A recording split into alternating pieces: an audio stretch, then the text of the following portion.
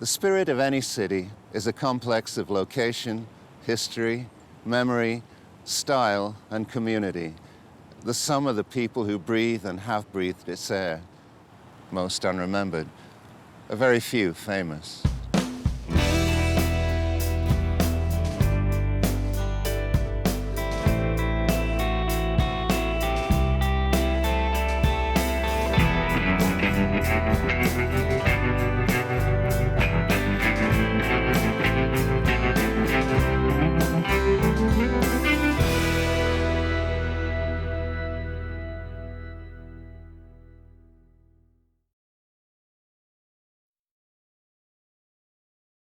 Fame is as fleeting, surely, and unpredictable as any human aspiration. But think of the names that do endure, esteemed in their own times maybe for success in politics, commerce, religion, but honored today for a vision of beauty and imagination that they believed to be timeless. These are the patrons, remembered from the Medici to the Guggenheims, not for their wealth or power or for their individual natures, but for the arts and the artists which they fostered and which, more than anything else, give the cities that they loved their spiritual definition. Terry, what does a gallery like this do for a community? Well, my view, and I'm very idealistic, I believe an art gallery is the center of a community. It's not simply, any museum really, is not simply a reflection of the community and its past, but it's actually a builder of community.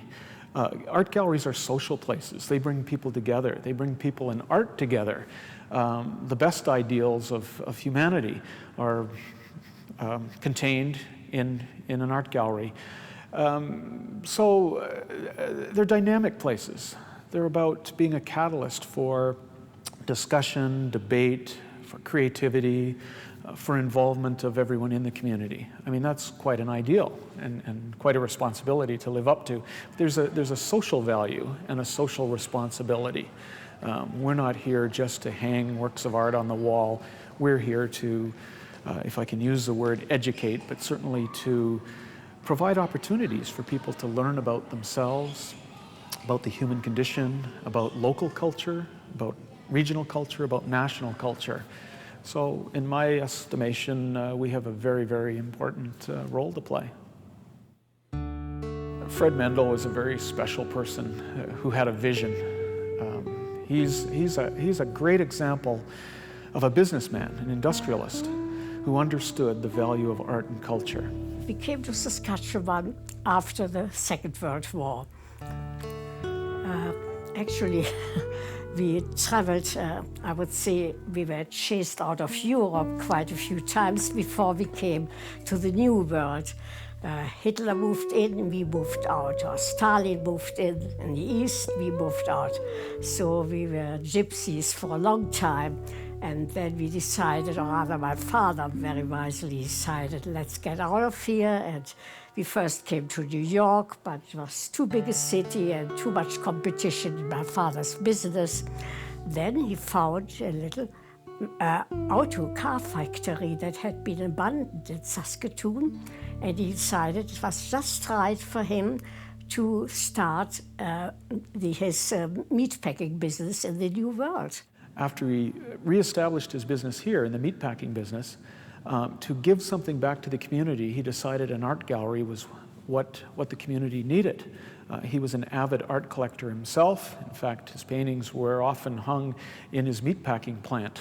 and he prided himself in showing visitors the works of art that he had accumulated. It was a dramatic moment in the early 1940s. It was in Montreal where we first lived before we came to Saskatoon. It must have been in 1940 that my father had a heart attack. He had a heart attack because he just learned that 6 of our close relatives left behind in Europe had been killed in the Holocaust. And I was really trying hard to get his mind into a new interest, a new passion, because he was a passionate man. Whatever he did fully and wholeheartedly. I had the idea to take my father to this art gallery, because I was familiar with it and with the owner. And I'd been interested in art since my teens. So my father came to the art gallery, and you would believe how it suddenly hit him, like, this is what I need, this is what I want, this is what will be my future main interest. He traveled to Europe to collect art. He traveled all over. He promoted the local artists whom I all knew and was good friends with. He just lived for art from then on, and his art collection became quite well known. And he took more than a pride in it. He took such an interest in it that he wanted to do something for the city, because he was really grateful to Saskatoon for having given him this opportunity to make a success all over again. When Fred Mendel made a major contribution of funds, which was matched by the province of Saskatchewan, this set the example for philanthropy in Saskatoon in terms of culture. We often see that people are more readily to give to health, to hospitals, to children and small animals. The arts sometimes, it's a little trickier. Some people don't quite know or understand. Some people are actually hostile to the arts. But Fred Mendel sort of set the example for why one should contribute to the arts. Because he understood what the arts do, that he saw his culture being taken away from him. He had to escape Nazi Germany, and he saw the relevance of celebrating, interpreting, valuing one's own culture. And that's what an art gallery can do. It's interesting when you talked about his offer and vision, which was matched by the province, which therefore had a similar vision, that does the private philanthropist encourage public funding? I think the more funding, or the bigger the gift that a corporate donor or an individual makes to an institution, the more leverage or the more clout that individual has to actually loosen up the purse strings of the government. Money talks. Well, I do think it has to start with the private interest. And once that's aroused and visible, then I think one should really make the most of the enthusiasm and expand it by asking the various governments for support. I think that's only fair. And I think when the governments do support it, that I consider a duty more than the private part of it. It's not so much a duty as a choice, a beautiful choice. If Canadians deem culture to be important, you can't just slough it off to the private and corporate. I think the government has a responsibility to defend Canadian culture, to preserve it, to care for its greatest treasures, and to communicate the importance of what it means to be Canadian, because without culture, we don't have a country at all. But no culture thrives on individual taste and judgment alone. In some form or other, the most vital patrons have always been governments, some more enlightened than others. The public art of dictatorships is always ludicrous and soulless. Wise governments operate at arm's length, enabling, not controlling. Jeremy, the Douglas government is, famous for having led the way in a sense of government's responsibility towards the citizens in the issue of healthcare. But you were talking about them starting an arts board here. How important was it to Douglas and his people? I think he wanted something that would build individual creative spirit, I think, it would seem from the language that was used, typically of the day, the equivalent Treasury Board said this is not a priority for us. And he sent back some kind of communication saying, yes, it is. And it was based upon a kind of an adult education type of model, providing people opportunities to engage, getting artists out into communities, stimulating activity, both professional and avocational activity, and creating, I think, the sense of what I think now in this province is that we're entitled to art. He was focusing on individual growth and self-actualization. So I think it's found a kind of a place in the fabric of political Saskatchewan that hasn't been subject to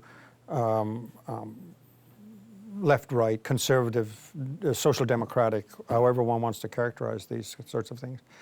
Or rarely has it ever, I think, been in the history of the province since 1948, been seen to be a piece of doctrinaire politics, but rather part of the essential fabric of the society. And the Arts Board is proud always of the fact that it predates the Canada Council by almost a decade. And when the Canada Council was being formed, one of the main submissions to the task force was in fact from the Saskatchewan Arts Board. We're the mouse that roared, I guess, in that respect, you know. But the Arts Board had a huge role in starting, I think, and supporting the interests of people for things like the Globe Theatre, the symphonies, to bring them, particularly, I think, to professional standards and to provide opportunities for people to experience pretty high level, particularly for the size of our communities. 2 professional symphonies in this province, 1 million people, or less or more, depending on the day. This may be a question as much for you as an individual than in your role here at the Arts Board, but where do you see the place of private and public support of the arts? In this country, we have kind of had a mixed model. Sometimes people want to look to Europe and say Berlin has 3 operas, 3 symphonies, whatever that number is, and wonder why we don't have the same kind of completely public support that has been the case in Europe. But clearly we're a different society, and Canada is a society of mixed public and private interest. There is obviously a trend, particularly nationally, towards the expectation that industry, the corporate sector, and the private philanthropic sector will maybe one day drive or fund the arts totally, as well as earned revenue through gates and CD sales and whatever. It seems to me that's not practical, and it tends to put everything at a price as opposed to at a value, at a kind of a public value. If we think that art is a public good, as is healthcare, as is roads, and public security, and so on, then I think that there always will be a role for public support. We would be better off in Saskatchewan if we could lever more money from the private sector. I don't think we should be ashamed of that, and I don't think we should reject it. I think we always, though, want to keep an eye on and have a sense of what it is that we're trying to achieve. There sometimes seems to be an opposition between freedom of expression, new edge work, cutting edge work, and public support, and that private support and private philanthropy is good for the meat and potatoes, the safe stuff. And I don't think that's always the case. I think in some cases public support takes a battering often around very new ideas in the arts that private philanthropists particularly are willing to support.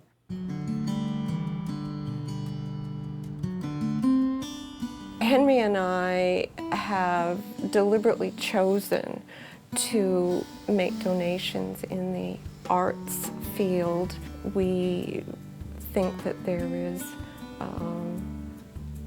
a need in the arts area, which is probably harder to satisfy. It's a harder sell to get public funding for the arts? I think you have to look at an art collection as a portfolio, where you have priorities, where you have goals, where you decide what you want, and where you have principles. And of course, when you say portfolio, that rankles some people because it sounds like being in the market. As time has gone on, one of the significant criterion of our purchasing art is we have to like it. And although we may be looking at a long-term donation potential for an acquisition, number one is we have to like it. I mean, if what you want is original art for your house, well then, when you fill the house up, you stop. But if you develop an appetite for it beyond filling up your house, then you fill up your office. And then you find people to whom you can lend the art to. And then you say, oh, we would like to donate this to someone, and then you start donating. Yeah, essentially that's what happened. Yeah, we outgrew our own space. We would never buy paintings, no matter how beautiful and how well composed and what magnificent texture, on Fisherman's Wharf in San Francisco. We have to like it. We also have to see that it has some enduring value, that it will be wanted by a museum, or it can be, it has some economic value, I suppose, when I say enduring value. One of the interesting offsides or advantages of collecting is meeting the artists and getting to know the artists. If you look at the evolution of art and public art historically in the Western world, I mean, I don't know about the Eastern world. And if you start at Egypt, it was after all the Egyptian pharaohs who funded the great monuments of Egypt. It was either popes, kings, or bankers whose taste and patronage, whose court artist, determined the way art developed and expanded. But art, of course, has always been a business, as well as a vocation, or a vessel for public and private vision and generosity. Megan, I'm very interested in patronage of the arts. I'm talking to people, private patrons. I'm talking to people who are responsible for public support of the arts. But it's sometimes easy to forget in that context that art is also a business. Mm-hmm. Or do you resist having the word business attached to what you do? Well, I mean, realistically, it definitely is a business, but I don't really approach it as I'm thinking, you know, sell, sell, sell, because I'm not really a salesperson, and I hate having to think of it that way, and in some cases artists think I should be a salesperson, mm-hmm. But for me, I would never want to have somebody come in here and buy something because they feel pressured into buying it. I mean, you need to buy art because you love it. When somebody asks my opinion, though, and they come in, especially there's some who say, I know nothing about art, you know, so I don't know what I'm looking for here. And I mean, it's very simple. You just need to know what you like. I don't think you should ever buy art strictly thinking of it as an investment. I think you can only buy what you love. Otherwise, I think you're missing a bit of the enjoyment that you really should be getting out of it. I do see you, to some extent, as a midwife, an enabler for the work to get into the public eye, but also as a middle person, because you also have a relationship with people who buy art. Yes. And in a sense, they are as real patrons of the arts as the people, either public or private, who put direct funding or donation into the arts. Right. What are they like? What are the people like who buy art? You know, it is such a wide range. A long time ago, I think I always had this vision in my mind, because I have been going to galleries my whole life. I always thought it was, you know, like the upper crust of society, that sort of thing. And, you know, it's people you would never imagine, you know, like that come in and buy. And sometimes it's really quite surprising. Like you will, my friends have actually started to buy art since I've taken over the gallery, and they've seen I've been buying it for years. And they used to think I was nuts. But then they see here, they come and be a part of the gallery, and they see what's happening, and it starts to make sense to them. So, I mean, I do get a lot of people who are just starting out to buy art and never would have thought to buy it. They're making payments on art just like I had to. And it's kind of almost more exciting then, because you know how hard they're having to work. as opposed to someone who just slaps down their platinum card. But I love those people too.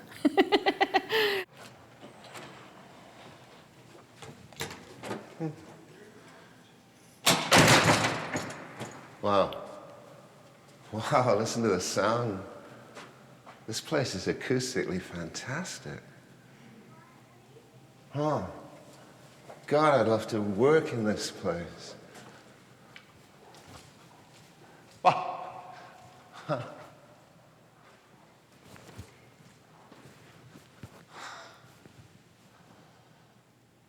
The glories of our blood and state are shadows, not substantial things. There is no armor against fate. Death lays his icy hand on kings. How important to you and to your husband were spaces where things would happen in the future rather than objects that you might give?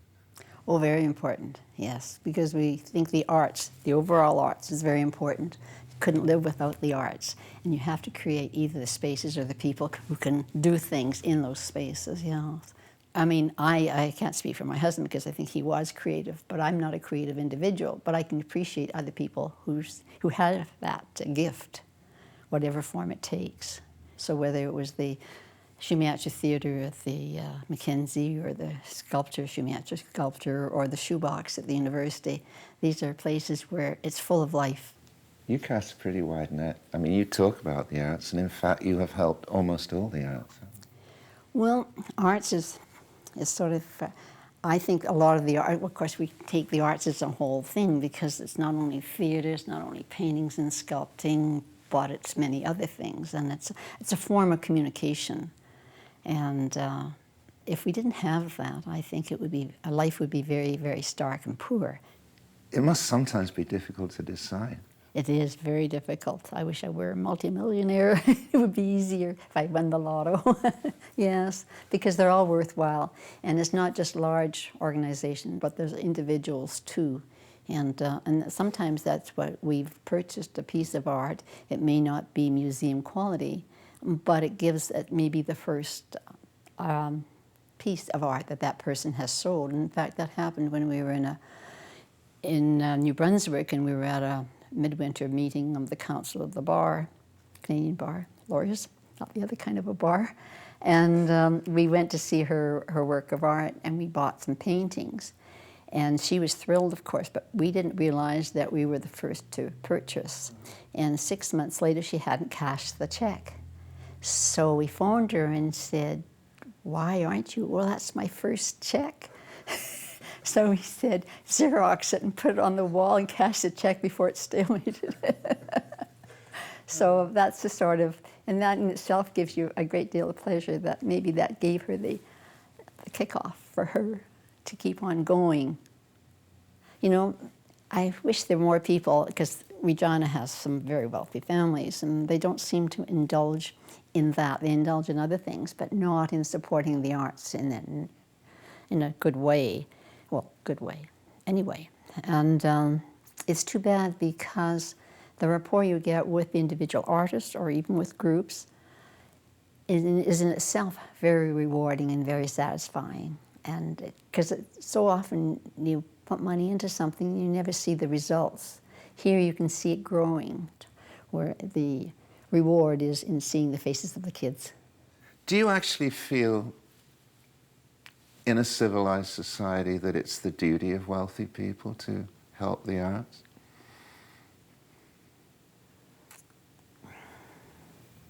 Sure, it certainly should be the conscience.